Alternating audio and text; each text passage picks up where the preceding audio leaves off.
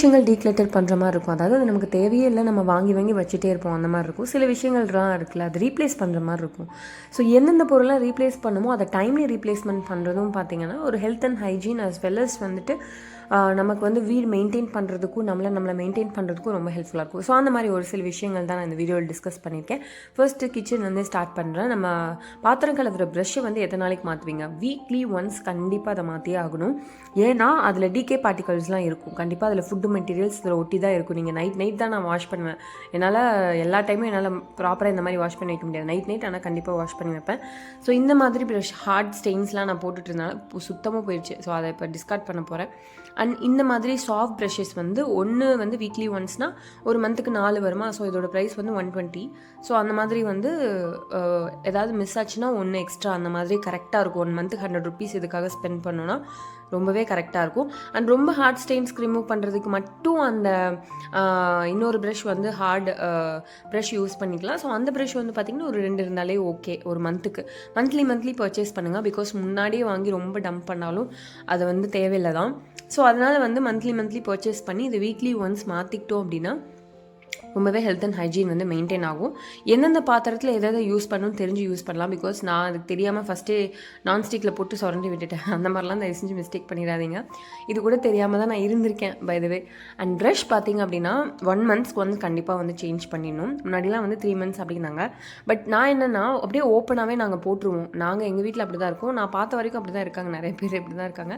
அதுக்கு ஒரு ப்ராப்பரான ஒரு க்ளோசர் இருக்கு இல்லையா, ஒரு பிளாஸ்டிக்கில், அது வந்து யூஸ் பண்ணுறதே இல்லை. அது வந்து ஃபர்ஸ்ட் ஆஃப் ஆல் இல்லவே இல்லை எங்கள் கிட்ட. ஃபஸ்ட்டெல்லாம் வாங்குவோம், ஆனால் இப்போ அது கிடைக்கிறதும் இல்லைன்னு நினைக்கிறேன். ஸோ இதை எப்படியும் ஓப்பனில் தான் நம்ம வச்சுருக்க போகிறோம். அதனால் தேவையில்லாமல் ஏதாவது பூச்சி அது இதுன்னு வந்து கண்டிப்பாக அதில் வந்து இருக்க தான் செய்யுது. ஸோ அதனால் 1 month ஒன்ஸ் மாற்றிட்டா ரொம்பவே பெஸ்ட்டு.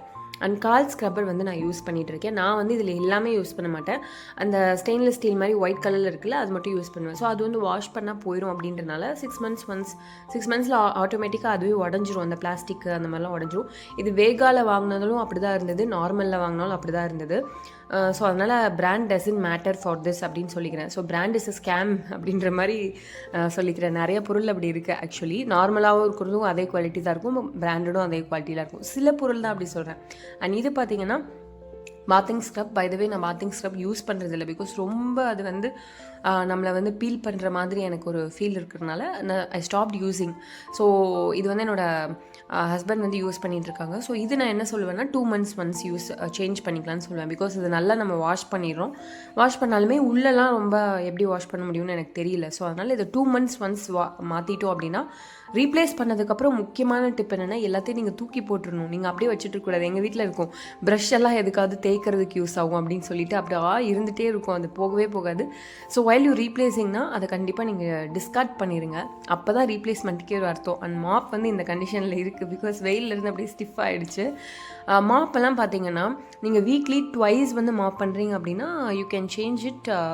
ஒரு 2 to 3 months ஒன்ஸ் வந்து சேஞ்ச் பண்ணிக்கலாம். Because weekly once R twice அப்படிங்கும்போது நீங்கள் ப்ரைஸோடு கனெக்ட் பண்ணி பார்த்துக்கோங்க. ஒரு மாப், இந்த மாப் பார்த்தீங்கன்னா ஐ திங்க் இது 150 ஏதோன்னு நினைக்கிறேன். ஸோ 150 rupeesக்கு ஒரு 10 to 15 times யூஸ் பண்ணுறோம். ஸோ ஒரு 10 timesனே வச்சுக்கோங்களேன். ஸோ ஒரு தடவை யூஸ் பண்ணால் 15 ரூபாய். இது வந்து காஸ்ட் கேல்குலேஷன். இது நான் எல்லா பொருளுக்குமே பண்ணுவேன். அதோட ப்ரைஸ் என்ன, அது எத்தனை டைம் நம்ம யூஸ் பண்ணியிருக்கோம் அப்படின்னு பார்க்கும்போது நான் அந்த மாதிரிலாம் கேல்குலேட் பண்ணுவேன். And towel is a major part. Towel வந்து பார்த்திங்கன்னா ஒரு 1 to 2 yearsங்க. ஸோ ரொம்ப நல்ல டவலாக இருந்தால் 2 years யூஸ் பண்ணுங்கள். கண்டிப்பாக அதுக்கு மேலே எந்த டவலுமே யூஸ் பண்ண வேணாம். பிகாஸ் அது வந்து கண்டிப்பாக வந்து ரொம்ப ரஃப் ஆகிடும். அது வந்து நம்ம ஸ்கின்னுக்கு வந்து கொஞ்சம் நல்லதில்லை. கொஞ்சம் டேப் பண்ணி எடுக்கும்போது சாஃப்டாக இருக்கிற மாதிரி இருக்கணும். ஸோ நல்ல குவாலிட்டியான டவல் வாங்கினா கூட அது 2 yearsக்கு மேலெலாம் நல்லா இருக்காது. இது வந்து என்னோடய ஹஸ்பண்டோட டவல் 5 yearsஆக வந்து ஹீ இஸ் ஹேவிங். ஸோ நான் டிஸ்கார்ட் பண்ணும்போது தான் இந்த டாப்பிக்கே எனக்கு வந்து தோணுச்சு. இது நல்லா இருக்குது, but still I'm going to discard it. So இதெல்லாம் தான் அந்த வீடியோவில் ஷேர் பண்ணுவேன்னு நினச்சேன். And minimalism and lifestyle மாதிரியான கண்டென்ட்க்கு எனக்கு பிடிச்சிருந்தால் மட்டும் சப்ஸ்கிரைப் பண்ணிக்கோங்க. And thank you for watching my video. Bye.